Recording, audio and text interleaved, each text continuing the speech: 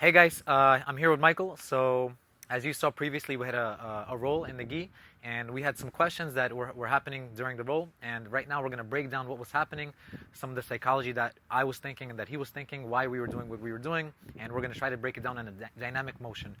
So, our idea is that many instructionals are filmed. Without the people moving too much, and we want to show what's actually happening during the live roll. So we had a situation where Michael and we came up into like a neutral position. As I was passing his guard, Michael was grabbing my belt over here, and I was sprawling on him. Then I switched and I started to come up. So Michael? Yeah, so from here, what I was looking to do, I feed my hand through his leg, control the far side collar, and now from here, I'm looking to bring my leg on the inside into a deep half position here, foot against his hip. Now, from here, I'm using this control on the lapel, bring my hand to the other side of his leg, and now, from here, I'm going to look to extend. As I extend, I'm going to look to pull his leg out from under him. He falls, start looking to come up, and now, start looking to get into my position here. During the roll, we get into a little scramble, moving back and forth. I try to keep him down. As I go, I already get into a knee slice position here. Most important thing for me is making sure I always beat his knee shield. Alright, so anytime guys here, I'm always looking to bring my arm on the inside, kind of follow with my elbow onto his thigh.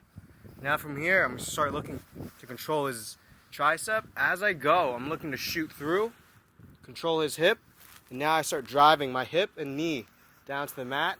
And before I just come up straight to here, I want to push back so it moves his legs away from me. Now I square up into the side control here. So the question that we had in this transition was why Michael did not force the single leg, and why he pulled guard on me. And what Michael was saying is that he felt like if it was the beginning of the roll, right? Yep, 30 seconds in. So why didn't you try to go for a single? Why did you pull into this position? Two reasons. One is 30 seconds in, I want to use as least amount of energy as possible and try to secure the points first before I want to do anything risky, right? Another thing too was you'll see my foot placement was a little off. So in order for me to come up to a single leg properly, I would need to be more on my toes here. That way I have a more driving force. In the roll, my toes are down here, so it's more natural for me to want to come down into this position as opposed to if I try coming up even with my foot here, it's just going to be very awkward. I'm start hurting my ankle, and then yeah, maybe I can get it, but it's a lot of energy to go into it. And as soon as Michael swept me, I wanted to get him back right away.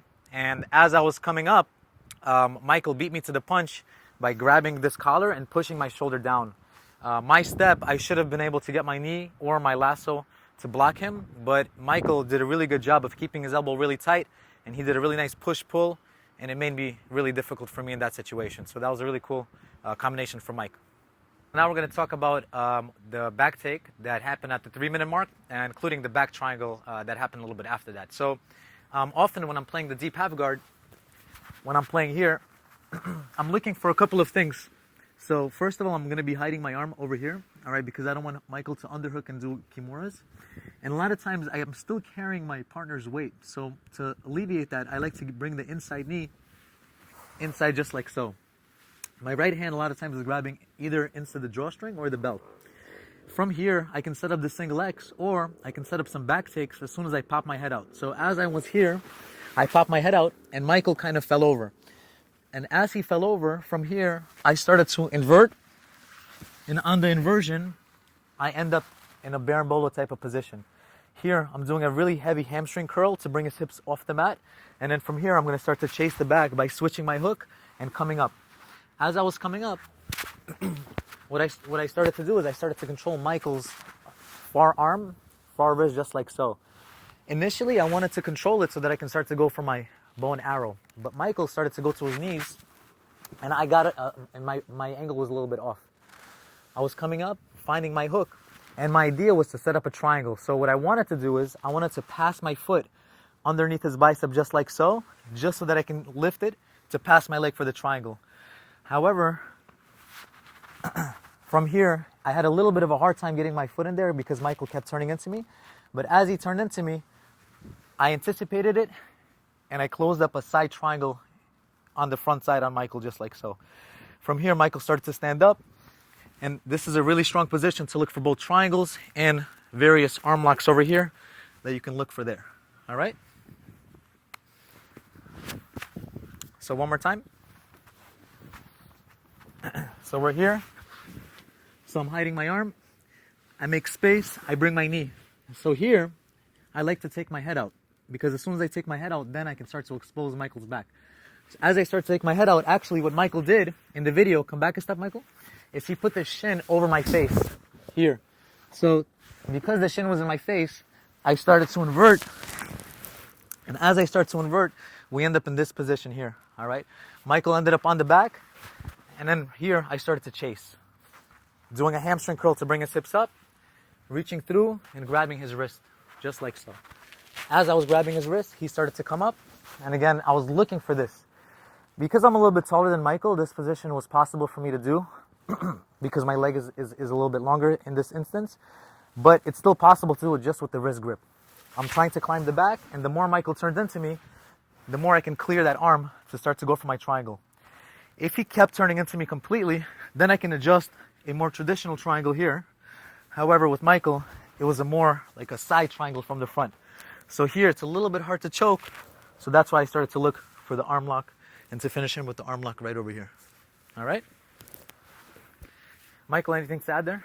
Yeah, so like the main thing I was looking for when I was in the triangle position was trying to just bring my arm across the opposite side so I could pin the hip.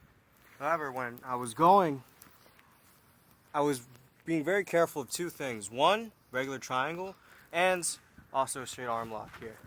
All right, so the reason why I was keeping my arm bent was just to keep that in mind.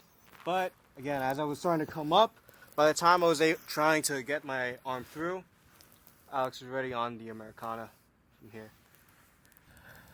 So things I could have done better, wishing that I could actually bring my arm to the opposite side, maybe even offer up an omoplata, because I feel more comfortable escaping from an omoplata position. So one of the comments also that we received is how many leg entanglements we were doing back and forth on each other during this role. And a lot of newer students sometimes maybe are not comfortable with some footlocks. Maybe their coaches don't teach the footlocks for safety reasons, for other reasons. We practice all of them. We teach it to our students and stuff like that. There's no right way. Everyone has their own ideas. However, as you can see from the videos, we were not really looking to finish too much. And for example, one time I put Michael into the saddle position.